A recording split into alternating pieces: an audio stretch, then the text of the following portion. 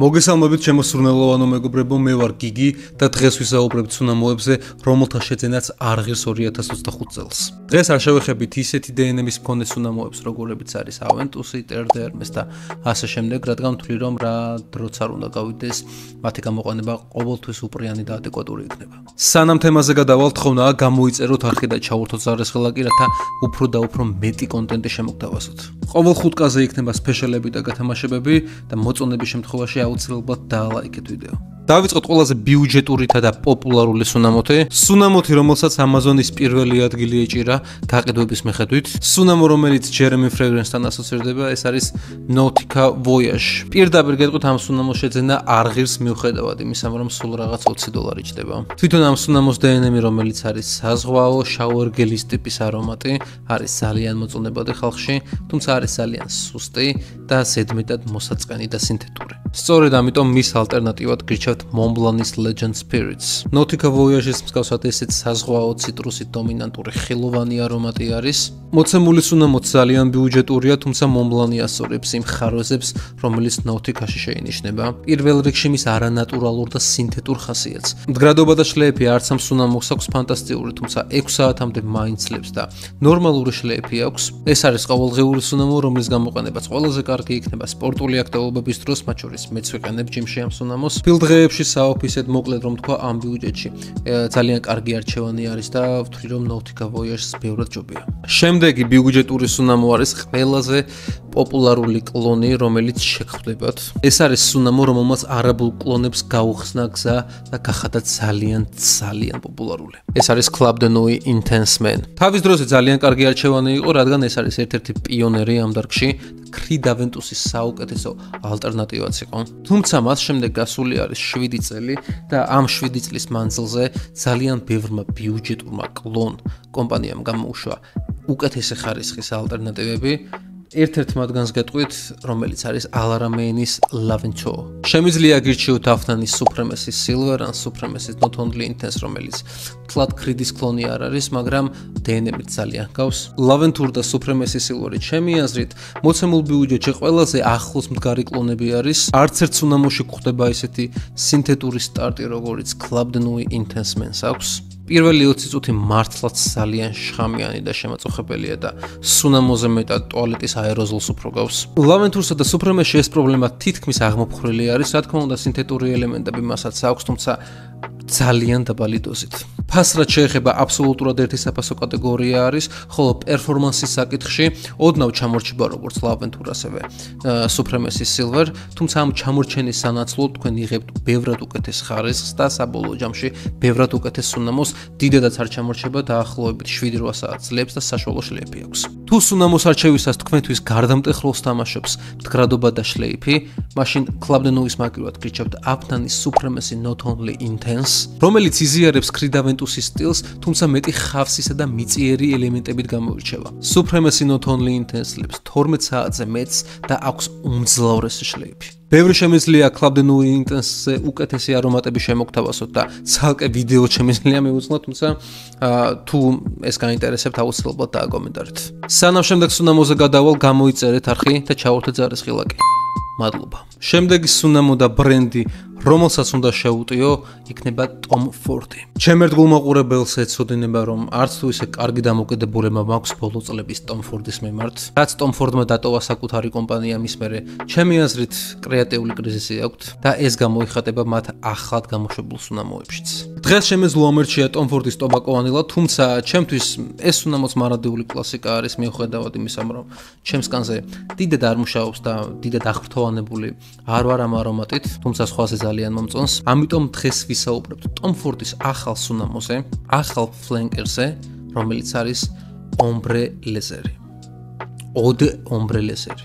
ამ სუნამოს გამოშვების იდეას ვერ მიხვდი, რადგან Tom Ford-ში გადაწყვეტეს, რომ ის ლეგენდარული სუნამო, რომელიც Ombre Leather-ი იყო და უამრავი ადამიანის გული ჰქონდა დაპყრობილი, ამ სუნამოსთვის გამოეცალათ ქარიზმა, ის დახვეწილება და ის ხასიათი, რის გამოც ასეთი საყვარელი იყო მასებისთვის. კლასიკური ombre laser-ი ისევე როგორც ombre laser პარფამი ძალიან კარგი არჩევანი იყო ადამიანებისთვის, რომლებსაც უნდოდათ ტყავის არომატების გაცნობა და ერთ-ერთი საუკეთესო ტყავი იყო მოცემულ ბიუჯეტში. თუმცა ახალი ombre laser-ი არ იზიარებს წინასურნელების DNM-ს და გადასული არის უფრო ბალსამურ აღმოსავლური მიმართულებით. მასში დამატებული თბილი, მოტკბო, მყუდრო აკორდები ნის განცდას, რომ ეს უნამოდ ძალიან ნაცნობი არის ჩემი ცხვირისთვის და შეიძლება თქვენისთვისაც იყოს, რადგან ძალიან გავს YSL-ის Baby Cats და Rosendo Matthews No. 5-ს. YSL-ის Baby Cat $400-ზე ვიღირს, ამიტომ ვთვლი, რომ Rosendo Matthews No. 5 ბევრად უფრო ადეკვატური არჩევანი არის. საფასო კატეგორიიდან გამომდინარე და პრინციპში სურნელითაც, რადგან არაფრით ჩამოუვარდება ზემოაღნიშნულ არომატს. მოკლედ რომ თქვა, Tom Ford-მა გამოუშვა Baby Cat-ის კლონი. თუმცა Rosendo Matthews-ში ჩემთვის ბევრად მეტი დახვეწილება და გურმანული ხასიათი იგრძნობა, ვიდრე ombre laser-სა და Baby Cat-ში. Rosendo Matthews არის ვანილის, ამბრის, მიხაკის ძალიან ლამაზი, ყვავილოვანი და გურმანული კომბინაცია. ერთ-ერთი საუკეთესო არომატი არის, რომელიც ოდესმე მიყნოსავს და ერთ-ერთი საუკეთესო რამ, რაც ამ სუნამოში არის მისი ფასი. დამიჯერეთ ამ სტილის არომატისთვის და ასეთი ნამუშევრისთვის ის საფასო კატეგორია, რომელშიც Rosendo Matthews ბრენდი ტრიალებს არის არარეალურად კარგი. დაახლოებით $120-140 არის საუბარი. რაც ნიშურის სუნამოებისთვის არის ძალიან ბიუჯეტური თანხა.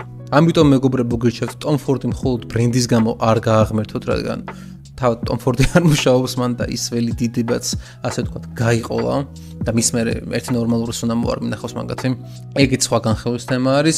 მოკლედ Rosendo Matthews No. 5 დამიჯერეთ, დატესტეთ, არინანებთ არც ერთ შემთხვევაში, ვისაც მოტკბო გურმანული გემოვნება გაქვთ. დაარწმუნებული ვარ, Tom Ford-ის ფანები გავანაწყენე, ახლა კი ჟან-პოლ გოციეს ფანების შერი დადგა, რადგან არ უნდა დავტოვო არც ერთი კატეგორია. ჟან-პოლ გოციეს Lemal Elixir, hot take-ი, რომ არა ჟან-პოლ გოციეს მსგავსი ბოთლები, ამდენ გაყიდვას იგი ვერ დადებდა. დააკომენტარეთ რამდენად მეთანხმებით ან მეწინააღმდეგებით. დიზაინერული სუნამოს ყვალობას ეს არ ღირს პატარა თანხა. ეს სუნამო უფრო პოპულარული არის თინეიჯერებში და 18 წლამდე ადამიანებში და მესმის პრინციპში რატომაც არის ტკბილი, სასიამოვნო, მარტივად მოწონებადი და ძალიან ძლიერი სუნამო. თუ მაინც ვერ ელევით მსგავს არომატს, მეგრიჩევთ ხადლაჯის Intoxicate Blue Elixirs, რომელიც არის ერთ-ერთში. უბრალოდ მისი შეძენა შეგიძლიათ სამჯერ იაფად. ხოლო თუ გამორჩეულობის ფაქტორს ეძებთ, რადგან დამიჯერეთ Lemal Elixir-ს აღარ აქვს ეგ განსაკუთრებულობის ფაქტორი, გამორჩეულობის ფაქტორი თუ გნებავთ, უნდა შეიძინოთ Manceras Tonka Cola. ეს არის ნიშური სუნამო და ჟღერადობაც ნიშური აქვს, თუმცა დიზაინერულ სუნამოზე უფრო ბიუჯეტურად არის მისი შეძენა შესაძლებელი. ვიღაც მეტყვის, რომ ჟან-პოლ გოციე 120 მლ-იანებში აკეთებსო, მაგრამ Manceras ასოციანებში აკეთებს, ეს 120 მლ მოცულობის ფლაკონია. ამიტომ მაინც მოგებაში ხართ. უნიკალური სურნელის პროფილიც გექნებათ ისეთი არომატი, რომელიც მოწონებას გამოიწვევს, სიძლიერეს რაც შეეხება არაფრით ჩამოუვარდება, უფრო ძლიერი თუ არ არის. მოკლედ რომ გითხრა, ამას აქვს Coca-Cola სურნელი. და Coca-Cola-ზე საყვარელი რა შეიძლება ახალგაზრდისთვის და ზოგადად ყველა ადამიანისთვის იყოს. ლაიმი, ბალი, დარიჩინი რაღაც Coca-Cola-ს ფორმულის მსგავსი არის ამ სუნამოში გამოყენებული და ეს აკორდების კომბინაცია ნაცნობია ყველა ადამიანისთვის, თუმცა ეს გამოხატვა და ინტერპრეტაცია არომატში არის ის, რის გამოც ეს არომატი არის უნიკალური. ამიტომ ჟან-პოლ გოციე გადააგდეთ და გაიცანით Manceras Tonka Cola. შემდეგი არომატი, რომელიც არ უნდა გამოიყენოთ 2025 წელს არის Baccarat Rouge და ყველა მისი ფეიკი თუ დიუპი. ვერ აგიხსნით, რამდენად გამაღიზიანებელი შეიძლება იყოს, როდესაც შენთვის მიაბიჯებ დახურულ სივრცეში და ამ დროს შტორმით იღებს შენ ცხვირს Baccarat Rouge-ის სურნელი. რომ ამ სუნამოს უკან მისი გამოყენების ეტიკეტი უნდა ეწეროს. წარმოიდგინეთ დახურულ სივრცეში რამდენად რთულია ამ სუნამოს ყნოსვა და ვიზიარებ, ვინც ამ სურნელს ავტობუსში ან მეტროში გზნოთ. თავის დროზე, როდესაც ეს სუნამო გამოვიდა, მისი იდეის გამო გახდა პოპულარული სურნელის პროფილთან თახვედრაში მოდიოდა ის კონცეფტი, რასაც ეს Baccarat Rouge ებსახურებოდა. დღეს მსგავსი სტილის არომატები არის მილიონი. ამიტომ განსაკუთრებულობის ფაქტორი არ გექნებათ ამ სუნამოს გამოყენების დროს და დარწმუნებულები იყავით უამრავ ადამიანს ცხვირს გაუტეხავთ გულთან ერთად და უბრალოდ ძალიან ცუდი ტონია, როდესაც შენი არომატით ვინმეს აწუხებ. არც ის სუნამო არ არის ყოველდღიური და ხშირად გამოსაყენებელი, რომელიც ფაკარას მაგივრად უნდა გირჩიოთ, ეს არის მაწიე პრემიეს Essence Suave. ეს სუნამო აღწერილი მაქვს წინა ვიდეოებშიც და TikTok-ზეც შეგიძლიათ გადახედოთ. მოკლედ რომ შევაჯამო, ეს არის ძალიან დიდრული ვანილის, საკმევლის და ყავის ძალიან ლამაზი კომბინაცია. უნიკალური ბლენდია, მსგავსი არომატი თითქმის არ შეგხვდებათ არავისზე. კომპლიმენტების ფაქტორი ძალიან მაღალი აქვს, რადგან როდესაც ეს სუნამო მასღია, ყველა მეკითხება თუ რა არომატია ეს. ნიშური ცხვირი და გემოვნება სჭირდება ამ სუნამოს, მარტივად გამოსაყენებელიც არ არის და არც მარტივად მოწონებადი, თუმცა ცდად ნამდვილად ღირს. შემდეგი ორი არომატი მინდა რომ უცებ მოვიმთავრო, ბევრ კითხვას გავცე პასუხი, რადგან ბევრი ადამიანი მისვამდა მსგავსი ტიპის შეკითხვებს, თუ როგორია ეს არომატი, რას ფიქრობ ამაზე, ახლა ვეგეტყვით. ვთვლი რომ ამ არომატზე უკეთესები თავიანთივე ჟანრში არსებობდა 2024-შიც, 23-შიც, 22-შიც და ეს სუნამოებია Dior Sauvage და Versace-ის Eros. პირველ რიგში მინდა გაგაფრთხილოთ, რომ ამ ორი სუნამოს ჰეითერი არ ვარ და არანაირი პრობლემა და დისკომფორტი არ მაქვს, თუ ამ არომატების გამოყენება მომიწევს. ძალიან კომპლიმენტური, მარტივად აღქმადი და მოწონებადი სურნელებია, რომელიც შენ თვითონაც მოგწონს და სხვასაც ანიჭებს შენი სურნელის სიამოვნებას. ეს არის ფაქტი და ამას არ სჭირდება არანაირი გამათი. თუმცა თამაშის გაუმჯობესება ყოველთვის შესაძლებელი არის ჩემთვის. Sauvage-ის მაგივრად გიჩევთ ჟისადას ამბასადორს, რომელიც არის Sauvage-ის DNM-ი, ოღონდ უფრო მეტად ხილოვანი და ტროპიკული. დავთვლი რომ შაფრანის სურნელიც მოდის, არ წერია, მაგრამ ის მოტკბო, პიკანტური, ცხვირში რომ გიღიტინებს, ის სურნელი ჩემთვის შაფრანად გარდაიქმნება. ყოველ შემთხვევაში იმ ინგრედიენტთან აერთია, რომელიც სწორედ ამ უკანასკნელის ანელებელივით ჟღერს. პერფორმანსი რაც შეეხება Sauvage-ვით ძალიან ძლიერი სურნელი არის, სინთეტურობა ძალიან მცირე რაოდენობით აქვს და სწორედ ამიტომ არის ჩემთვის Sauvage-ზე უკეთესი არომატი.